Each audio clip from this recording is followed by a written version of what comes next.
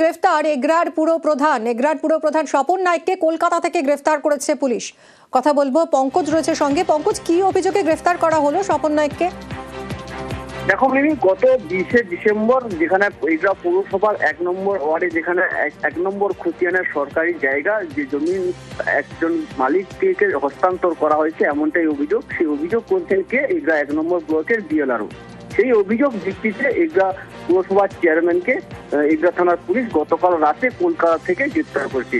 এই নিয়ে যথেষ্ট শোরগোল শুরু হয়েছে এগরা পৌরসভা এলাকায়। তুমি জানো যে এগরা পৌরসভা এলাকায় গত কয়েকদিন ধরে যেখানে অনাস্থা দেখলেন এগরা পৌরসভার বিরুদ্ধে নিজেরই দলীয় কাউন্সিলররা।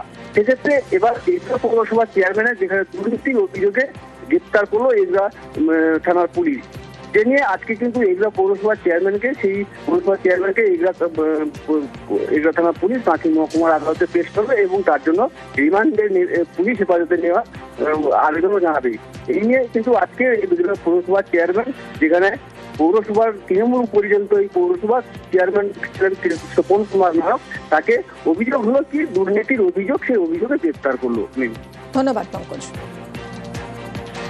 গত 20শে ডিসেম্বর বিএলআরও এগরা 1 এর লিখিত অভিযোগ, খতিয়ান 1 এর জমি তার একটা বৈধ ইলিগাল লিজিং আউট বা transfer which was reportedly executed without competent approval and through an unregistered deed. Naturally it resulted in loss of government revenue.